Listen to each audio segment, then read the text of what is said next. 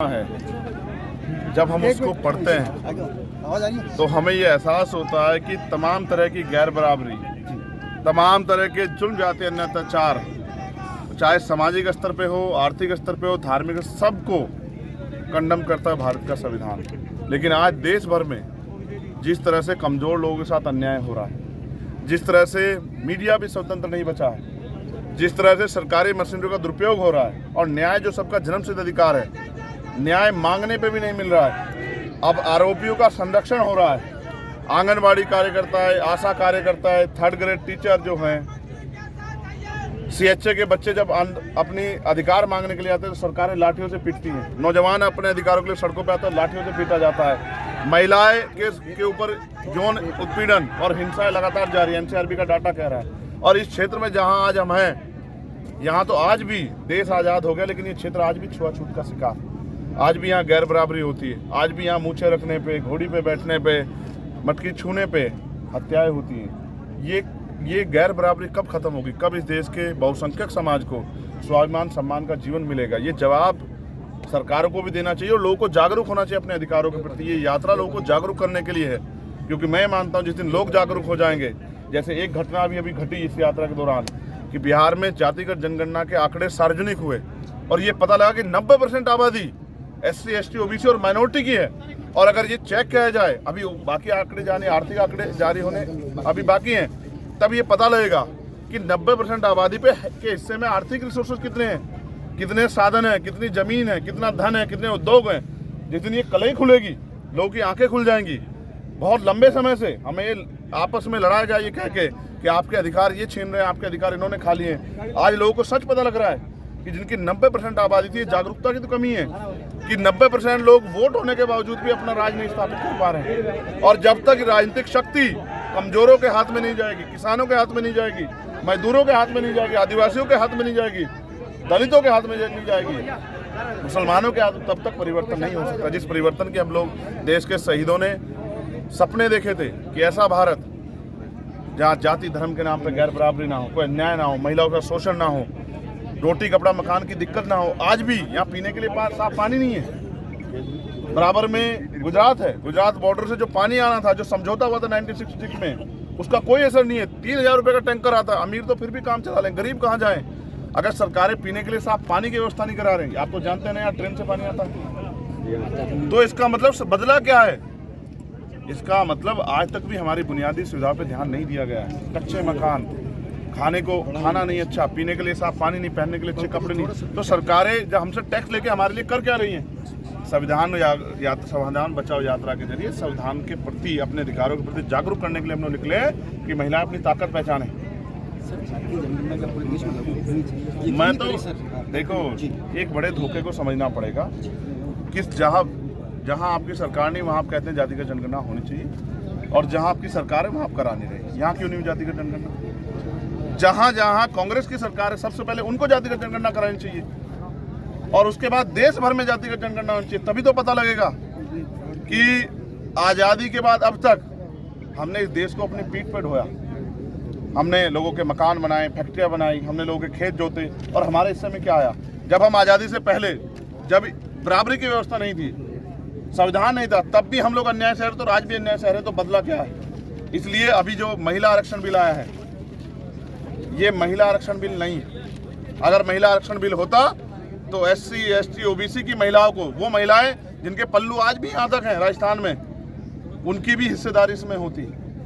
ये SC, ST, OBC और minority की महिलाओं को दरकिनार करके, क्योंकि आरक्षण जो है, प्रतिनिधित्व जो है, वो कोई गरीबी उन्मूलन कार्यक्रम नहीं है, वो हिस्सेदारी का मामला है। आपने हमारे SC, ST के बीच का जो हिस्सेदार थी, उसमें से हमारी महिलाओं को दे दिया, और स्वर्ण जाति की महिलाओं को आप सब सीटों में से दोगे।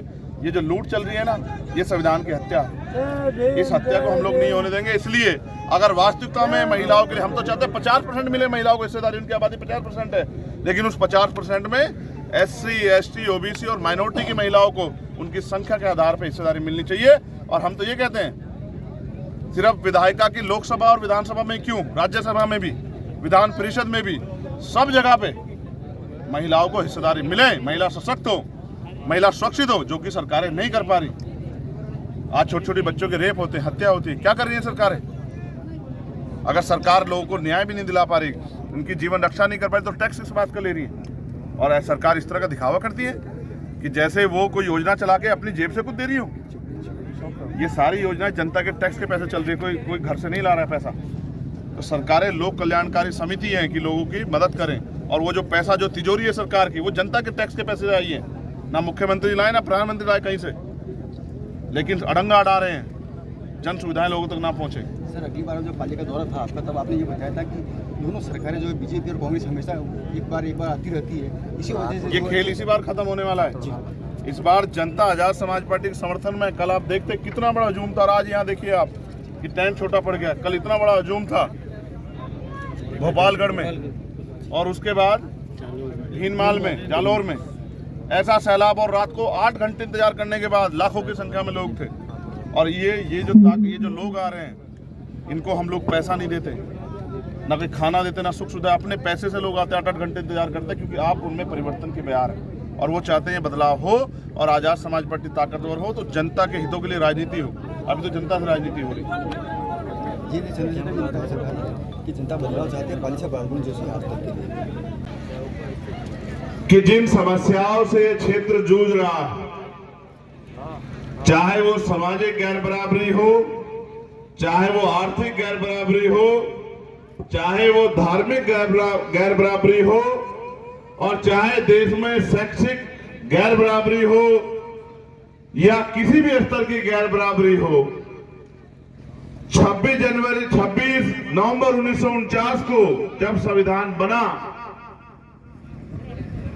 और 26 जनवरी 1950 को जब लागू हुआ, तो हर तरह की गैर बराबरी का अंत सुनिश्चित करने के लिए एक उद्देश्य जो है, भारत के संविधान की प्रस्तावना हम सब लोगों को देती है, और हर व्यक्ति के मूल अधिकार और मूल कर्तव्य और उनकी रक्षा सुरक्षा के लिए तमाम तंत्र जो है, चाहे पुलिस हो, आर्मी हो, जुडिशरी हो,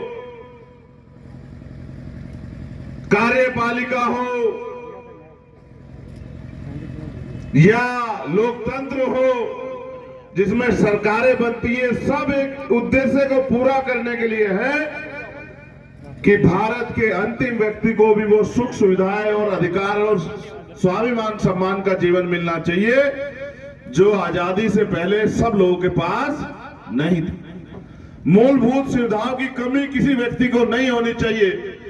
इस अवसर पे मैं धन्यवाद दूंगा समय समय पे भारत की धरती पे जन्मे सभी संतों, गुरुओं, महापुरुषों, और विशेषकर डॉक्टर बाबा साहब अंबेडकर, सर छोटू राम, राष्ट्रपिता ज्योतिबा फूले, छत्रपति साहू जी महाराज और मान्यवर काशीराम साहब को, मान्यवर दीना माना वाल्मीकि साहब को मैं कोटि कोटि धन्यवाद दूंगा कि जिस काम को अमली जामा बाबा साहब अंबेडकर संविधान के रूप में पहना के गए, उनके जाने के बाद मान्यवर काशीराम साहब ने गांव गांव, गली गली घूम के हमारे बड़ों को और हम सब लोगों को एक रास्ता दिखाने का काम किया। और वो रास्ता ये है कि लोकतंत्र में जिनका वोट होता है उनका राज होता है, लेकिन कठिनाई ये है कि जिनका राज है उनका वोट कम है, और जिनका वोट ज्यादा है, जो आज यहां उपस्थित है, उनका राज ना राजस्थान में है, ना ही देश के किसी और कोने में। इसका एकमात्र कारण जो मुझे नजर आता है वो ये है कि हम अपने महापुरुषों के चित्र को तो बहुत मजबूती से पकड़ते हैं, लेकिन उनके चरित्र को, उनकी विचारधारा को, उनके सपनों को, उनके विचार को कम पकड़ते हैं। जिस दिन हम अपने महापुरुषों के विचार पे पहरा देंगे, उनके विचार के साथ खड़े होंगे, तो मैं पूरी जिम्मेदारी से कहता हूं, जब राजनीतिक शक्ति आपके पास होगी, सत्ता में भागीदार आप होंगे, तो परिणाम ये होगा कि हर तरह का अन्याय, गैर बराबरी, जुर्म, जाति खत्म हो जाएगी। एक तरीका ये है जो भीम आर्मी के माध्यम से हम लोग करते आए हैं कि जब भी अन्याय हो जाता है और सरकारें आरोपियों का संरक्षण करती हैं, तो भीम आर्मी के लोग आंदोलन करके आवाज उठा के सवाल खड़ा करके लोगों को न्याय दिलाने का काम करती। लेकिन अब उससे आगे बढ़ने का दौर आया है।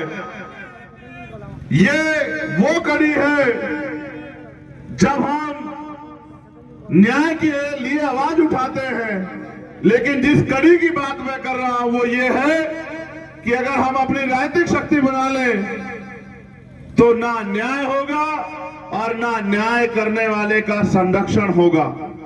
इसलिए भाई शैलेश आपके बीच बड़ी मजबूती से काम कर रहे हैं और उनके साथ साथ हमारे तमाम छोटे बड़े कार्यकर्ता पदाधिकारी दिन रात मेहनत कर रहे हैं। मैं मानता हूं कि इस क्षेत्र में बड़ी गरीबी है, बेबसी है, छुआछूत है, भेदभाव है, लेकिन आपको अगर मेरी बात समझ आए तो ये मानना कि ये सारे तरह के भेदभाव, छुआछूत, गरीबी, बेबसी, लाचारी भी आप लोग राजनीतिक शक्ति बना के खत्म कर सकते हो।